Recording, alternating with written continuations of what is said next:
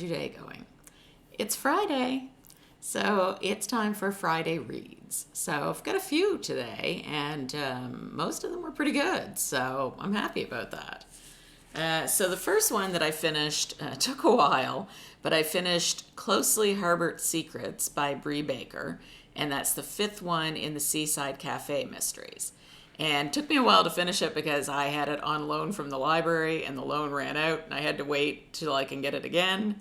So anyway, it is finished. And this is the perfect time to read this one because this one is a Halloween type mystery. So it's getting close to Halloween and Everly Swan is getting her cafe ready to do Halloween themed things. Her best friend has written a book and she also helps to plan the book launch party. So there's lots going on. And in the midst of it all, it starts out with a ghost walk. And that's fun too, but it turns out that one of the people on the ghost walk ends up actually dead. And as usual, Everly's in the middle of it, and she's being the one accused of murder. And it turns out pretty quickly that she starts getting death threats and things, and you realize that she didn't do it, but somebody did. So really good, really enjoyed it. Love seeing all the characters. Her aunts are, so cute and, just great characters. Fran is one of her aunts. The other one is, I always forget the other one's name. It's a shame because she's a good character too, but I can't remember her name. I feel like it's something with a C, Charlotte maybe. Anyway, Fran is still running for mayor. And the other aunt is getting involved with the historical society. So there's lots of things happening in the town Charm, North Carolina. So there's lots of things happening in Charm, and she's still kind of dating Grady. There's still back and forth with that.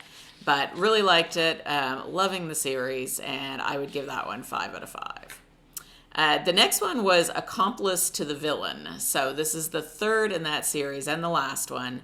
The first one was, I think, Assistant to the Villain, and then Apprentice to the Villain, and now it's Accomplice to the Villain.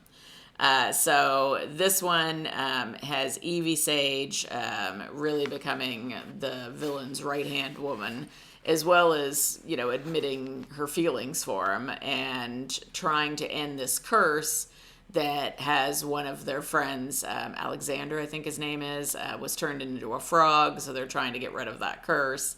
And trying to break the curse that is keeping them apart, because every time they go close to each other, their magic kind of explodes and bad things happen. So, as usual, it was an excellent read. This one I would probably give 4 out of 5, just because it did have some language and a little bit of spiciness, but still really enjoyed it. So, let me see.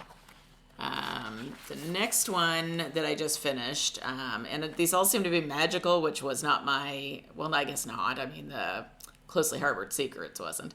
But anyway, this is another magical one. It's A Witch's Guide to Magical Innkeeping, which I had on hold at the library for ages, and of course, everything comes in at once. So this one was good. It was about Sarah Swan, and she's one of the most powerful witches in Britain. But then something happens with her aunt, I believe it's her aunt, and great, you get to hear Dudley throw up in the background. Sorry about that. You must have a hairball. So you get to hear about Everly Swan. So Sarah Swan. And she is trying to save her aunt. Apparently, like when the story starts, her aunt is dead, and she magically resurrects her. Doesn't sound like a good idea, but anyway, that's what she does. And because of that, she loses most of her magic. And so this is her trying to figure out how to get it back, dealing with the people that come to the inn, and everything that goes along with that. So I liked it. Now, I did find that by, near the end, I was getting kind of bored with it, and just wasn't moving along. There wasn't quite enough action for me. So I don't know if I'd read any more of hers. I think she does have one that is the Encyclopedia Guide to Witches or something. Anyway, don't know. I'd probably read it just to see what it was like, but this one I'd probably give about 3 out of 5. And then the last one I actually meant to include in the previous video, and I forgot. And so I'm including it now. I'm a little late. It has already come out. It was an ARC from NetGalley, so thank you to NetGalley and the publisher and author. And this is another one in the Seal Bay Morwena Mutton mysteries. So I've read all of them now. They've all been great. This one is called Mince Pies and Murder. And this one is, as you would probably guess, a Christmas one. So they're in the Cornish town of Seal Bay, and Morwena is, counting down the days for Christmas. She's excited about it. And one of their neighbors, Polly, is not really acting himself. He's getting drunk all the time. He's kind of mouthing off when he shouldn't be. A lot of people in town are getting upset with him. And of course, there's a big Christmas party, and something happens, and he ends up dead. And so Morwena is, trying to figure out what's going on, of course. With her help of her ex-husband, I think his name is Rule, or something like that. Starts with an R. And he's a pretty big part of this story. And a lot goes on between him and Morwena, and trying to figure out what they think of each other after all these years. And it has a lot of Christmas vibes to it. I really enjoy that part of it. And a lot of excitement as well, and twists and turns. And as usual, her whole family's involved. Her mother, her daughter, her granddaughter. And I'm really enjoying it. She's, just a woman who's really kind of coming into her own with solving all the mysteries and trying to figure out who she wants in her life. And really enjoyed it. I'd give that one 5 stars. I'm really liking the series. And one I almost forgot that I just finished. It's the first in the Seaside French Patisserie mysteries. That's a mouthful. So it's by Kat Belmore, and it's called Death by Decroix. And it's about Joe and Dottie. They're older sisters in their 70s and 80s, and they decide to start a bakery after the third sister passed away.